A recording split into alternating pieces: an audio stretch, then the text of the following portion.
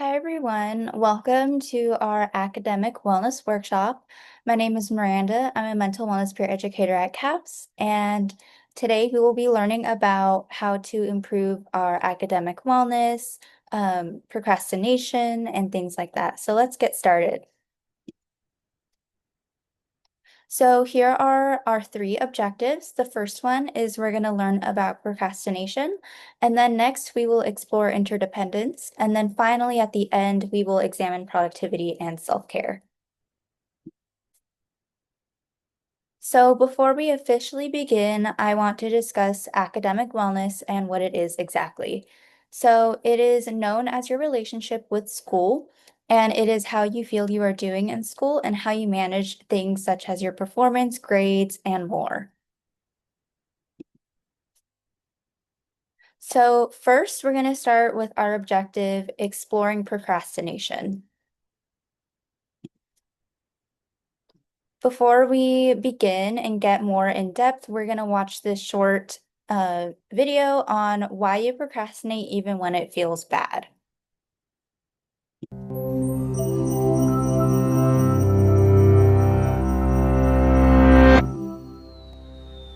It's 5 p.m. and you've just realized that report you've been putting off is due tomorrow. It's time to buckle down, open your computer, and check your phone. Maybe catch up on your favorite YouTube channel. Actually, you should probably make dinner first. You usually like cooking, though it's hard to enjoy with this work hanging over your head. And it's actually pretty late. Maybe you should just try again in the morning. This is the cycle of procrastination, and I promise you, we have all been there. But why do we keep procrastinating even when we know it's bad for us?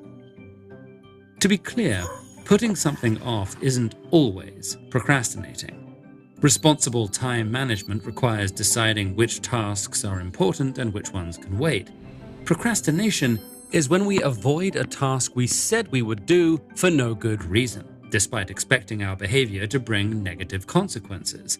Obviously, it's irrational to do something you expect to harm you. But ironically, procrastination is the result of our bodies trying to protect us, specifically by avoiding a task we see as threatening.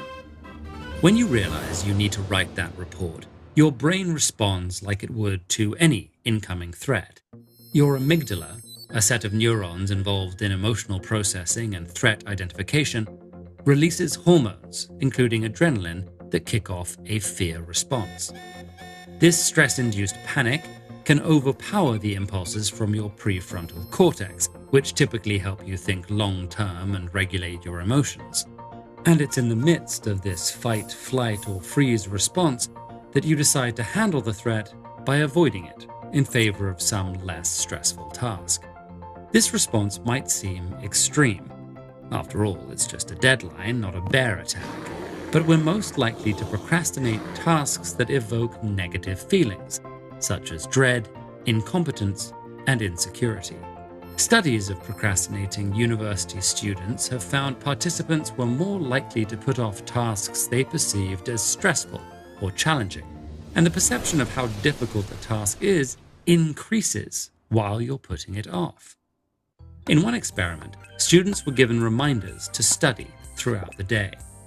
While they were studying, most reported that it wasn't so bad, but when they were procrastinating, they consistently rated the idea of studying as very stressful, making it difficult to get started. Because procrastination is motivated by our negative feelings, some individuals are more susceptible to it than others. People who have difficulty regulating their emotions and those who struggle with low self-esteem are much more likely to procrastinate, regardless of how good they are at time management. However, it's a common misconception that all procrastinators are lazy. In the body and brain, laziness is marked by low energy and general apathy. When you're feeling lazy, you're more likely to sit around doing nothing than distract yourself with unimportant tasks. In fact, many people procrastinate because they care too much. Procrastinators often report a high fear of failure, putting things off because they're afraid their work won't live up to their high standards. Whatever the reason for procrastination, the results are often the same. Frequent procrastinators are likely to suffer from anxiety and depression, ongoing feelings of shame, higher stress levels, and physical ailments associated with high stress. Worst of all, while procrastination hurts us in the long run, it does temporarily reduce our stress level, reinforcing it as a bodily response for coping with stressful tasks. So, how can we break the cycle of procrastination? Traditionally, people thought procrastinators needed to cultivate discipline and practice strict time management. But today, many researchers feel the exact opposite. Being too hard on yourself can layer additional bad emotions onto a task, making the threat even more intense. To short-circuit this stress response, we need to address and reduce these negative emotions. Some simple strategies include breaking a task into smaller elements, or journaling about why it's stressing you out and addressing those underlying concerns. Try removing nearby distractions that make it easy to impulsively procrastinate.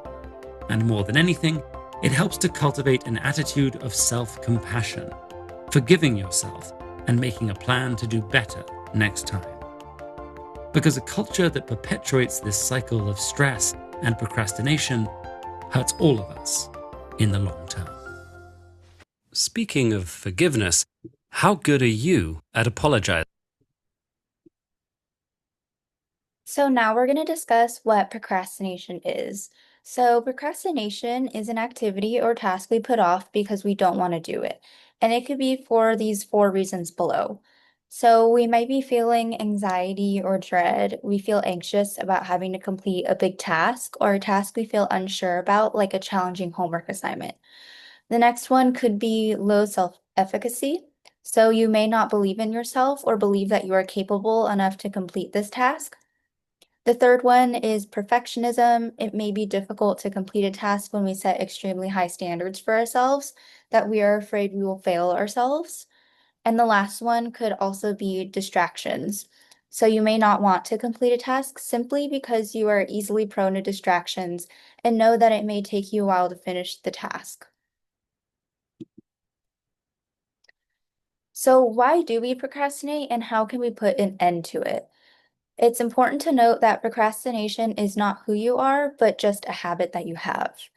And it's important to understand that when we procrastinate, we really are just avoiding. Our reward is when we push away this threat so we can do something less stressful in the meantime. So, a tip we can use when this happens to break the habit is first acknowledge the stress. So, it can be really helpful to just tell yourself that this stress is, you're experiencing this stress and that's totally okay and that's a normal emotion. Then we can count 5, 4, 3, 2, 1. And like a spaceship, you can launch yourself out of the procrastination and get up and begin your task once you hit 1. And then the third thing we can do is to start working for 5 minutes. So it's helpful to work for 5 minutes straight instead of trying to work during a big chunk of time. And it makes completing the task more digestible and feel easier to do. So to help with combating procrastination in general, here are some things we can do. So I am going to introduce the Pomodoro technique, which is basically a strategy that was created by Francesco Carrillo. And this is when you set a timer for 25 minutes and work for that amount of time. And then when the timer is done, you can check off that you completed those 25 minutes. And then set another timer for a 3 to 5 minute break. And the more you focus on your task and the more tasks you complete, the longer breaks you reward yourself with. So this is especially useful when you are someone who may struggle to focus on one singular task at a time. The next thing you can do is the ABC method. So you can label your items based on level of priority. So A items are the must-dos, B items are the should-dos, and C items are the nice-to-dos. And you can also color code these categories and items to help prioritize which one to do first. And this helps when you may struggle with what task to start on if you have a lot to do. And some simple study habits you can do is study in a space separate from home. So this can be helpful if your home is busy or loud or there are a lot of people at home. And sometimes people associate home with relaxation as well, so it can be difficult to complete schoolwork when all you want to do is relax. Taking yourself to the library, a coffee shop, or school can help boost productivity. Another thing you can do is create rewards for yourself. So each time you finish a task or work for 15 minutes straight, for example, you can reward yourself with buying yourself a little treat, maybe reading some of your favorite book, or even making your breaks a little longer. And this helps boost motivation and may lead you to want to continue working so you can get those little rewards. You can also use some free productivity apps, and I will go more in depth later on in this slideshow on which apps may be most helpful. And then this can be helpful if you are someone who struggles to put your phone down. Incorporating your phone within your study time by turning on some study apps may be helpful in helping you focus more. And then the last one is go to bed early. So, although many college students struggle to get a good night's rest, it's important to sleep for around 7 to 9 hours a night. And sleeping gives your brain a chance to rest and recharge so that you can stay alert and ready to learn the next day. So, can we rely on motivation? The ultimate answer is no. And this is because motivation comes from an all or nothing mindset. So if we have the motivation, we tend to find it easier to work on schoolwork and complete tasks. But if we don't have the motivation, then we tend to not work on any tasks at all. You are not always going to feel inspired, and there will be times when you just don't have the inspiration or creativity to work on something that requires it. And also, motivation is like any other emotion, which can make it fleeting. So there will be times where you do feel motivated for a short period of time, but then it can go away quickly. And it can be difficult to complete a task in this way. Instead of motivation, we can practice these four things. So the first one is resourcefulness. We can use the resources we have around us to accomplish something. And this can include studying um, by using a habit tracker app to help us stay focused while we study. We can also apply resiliency. So being resilient means when we complete a task in schoolwork, even when we don't feel like doing it or are tired. And although this is important, it's also crucial to practice self-care because we don't want to cause burnout. Determination is another thing we can rely on instead of motivation. We can gather the determination to complete tasks when we need to do something by setting goals for ourselves. And if we have an end goal, then it makes it easier to become determined to finish tasks. The last one we can rely on is grit. When we persevere and are passionate about something, this also makes it easier for us to complete things we need to do. So next is a little activity time. So you can think to yourself or write down on a sheet of paper some techniques to help combat procrastination that you plan on using for future class assignments or tasks for school in general. So moving forward, we are now entering our second objective, which is learning about interdependence. What is interdependence? So it means to depend on someone or something, and in return, someone or something depending on you. We're going to now talk about pressure from others. So pressure from others like parents, guardians, siblings, and or peers to perform well can result in various mental struggles. Others may want you to do better than they did or only want the best for you, although this may not feel like the case all the time. Rather than motivation, it may result in the opposite effect. This can result in low self-esteem, so you may feel incompetent or incapable because of the way you are being treated by others. Poor academic performance. So the pressure from others can be too much on a person and cause the opposite effect. For some, it may feel easier to stop trying rather than putting more pressure on themselves. Problems with sleeping. Sleeping at night can be difficult for those who have higher levels of anxiety, and you may experience restlessness at night because of running or ruminating thoughts. And last, cheating at school. So the pressure from others may be too much on someone who wishes to succeed, so cheating may be the last resort they feel they need to do. This is not the best choice for someone who wishes to succeed, but they may do this because of the immense pressure. We're going to move on and talk about imposter syndrome concerns. So, imposter syndrome is when you feel you are not adequate enough in anything that you do. This may result in thoughts such as, do I belong here? Why is everybody smarter? Why should I be here? And I'm not as competent as others. So, overcoming imposter syndrome can include these strategies. So, it may be helpful to share your feelings with others. It can be really uplifting to talk to friends or family who can reassure you of your capabilities.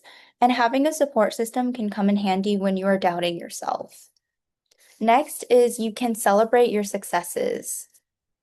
And basically, this means that you can celebrate the little or big accomplishments that you have throughout the day, and hanging awards at your desk or nice cards from friends can be a friendly reminder that you are capable of achieving your goals and great things.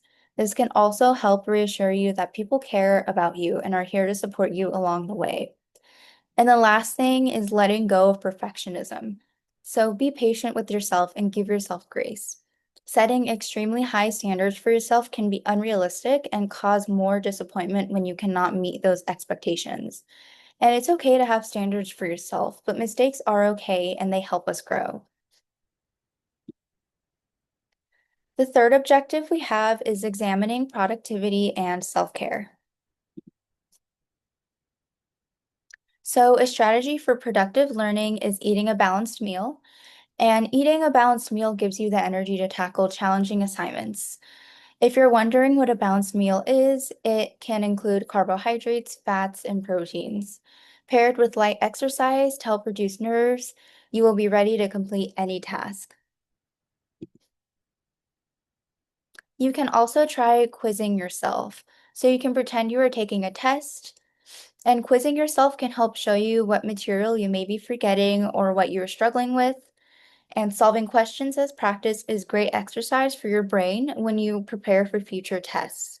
It also helps you feel more prepared and less overwhelmed with the material in general. And quizzing yourself also simply helps with remembering the material.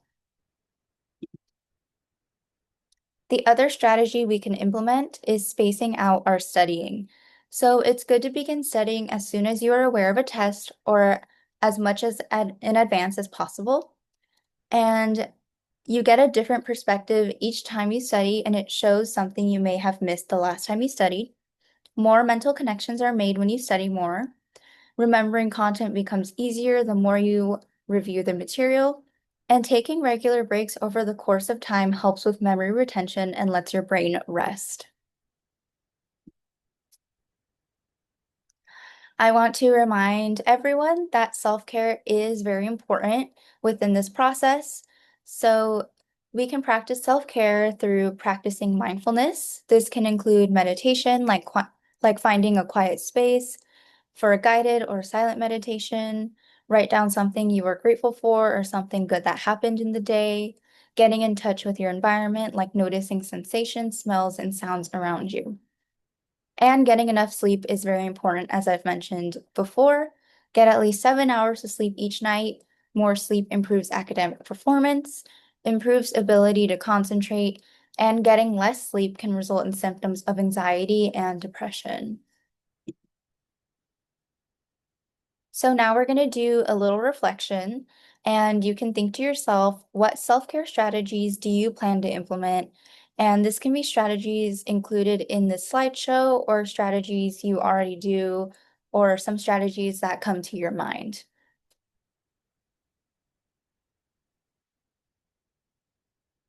So now we're going to get into the helpful time management apps. So the first one is Todoist, and this is an app where you can create to-do lists, receive notifications on tasks you need to do, and is a habit tracker so you can stay on track with your goals. This app is free to download on both Android and Apple phones. The next one is Focus Keeper, and this is essentially a timer app that keeps you focused for 25 minutes and rewards you with a 5-minute break. After four 25-minute sessions, you will earn a 30-minute break. This makes completing tasks more digestible and less overwhelming. It also allows you to feel more motivated to complete more sessions so you can earn a longer break. This app is also free to download for both Android and Apple phones. And then the last app is Habit Minder. So this aims at helping users set good habits and staying on track with your task. You can set positive habits like studying that you would like to stick to, and this reminder app will help you stay on top of those habits. This app is also free to download for both Android and Apple phones. So now we're going to transition into the different resources we have at CAPS for CSUF students. So this is a resource, an online-based resource, u.fullerton.edu, and it's also known as CSUF's Google. And so if you have any questions regarding mental health, wellness, self-care, anything like that, you can go on this website and ask any of those questions, read articles about your questions and things like that. So we have a QR code that you can scan to get access to this website. Here's another online web-based service, compass.fullerton.edu, and it essentially acts as a compass for students who want to find on and off-campus resources. So we have also a QR code that you can scan to get access to this website. And I would like to remind everyone that it's important to be kind to yourself and have self-compassion. And here's a quote I would like to share. It says, instead of mercilessly judging and criticizing yourself for various inadequacies or shortcomings, self-compassion means you are kind and understanding when confronted with personal failings. So if you would like to learn more about having self-compassion, you can visit this website, selfcompassion.org. And here we have some QR codes on positive affirmations. So the QR code on the left is the self-compassion scale, and then the QR code on the right leads you to a worksheet about self-compassion. So feel free to scan those to get access to those.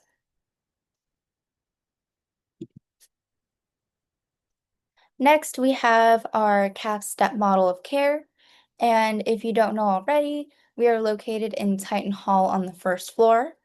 And we also have our CAPS website, which you can scan using the QR code shown. But here is our CAPS step model of care. In the blue, we have our web-based services, as I've mentioned before. We have our website. Oops. We have our website and our Instagram, as well as Compass and You. And then in the green section, we have doggy therapy, which happens about once a month. And if you'd like to learn specific dates on when that happens, you can follow our Instagram at CSAFCAPS. We also have our CAPS Wellness Room, which is located on the third floor in Titan Hall. We also have our drop-in groups, which are groups that students can drop into and talk with their peers and a counselor about a situation they may be going through. We also have wellness coaching, therapy groups, case management, and referrals. And these are, again, our non-appointment-based services. And then in the yellow, we have our more appointment-based services, which includes individual short-term therapy, psychiatry services, single session therapy, and massage therapy. And if you'd like to access any of these services, you could just call our number and book an initial consultation. And then at the very top, we have our services in red, which is our crisis services. We have our CAPS and UPD crisis team, which are essentially a group from CAPS that goes out to campus to help assist and give services to a student who may not be able to reach Titan Hall safely. And then we also have our 24-hour crisis support. Thank you so much for watching this wellness workshop. And if you could fill out this QR code, it is an anonymous evaluation that would be very helpful. And make sure to follow us on Instagram at CSUF Caps. Thank you so much.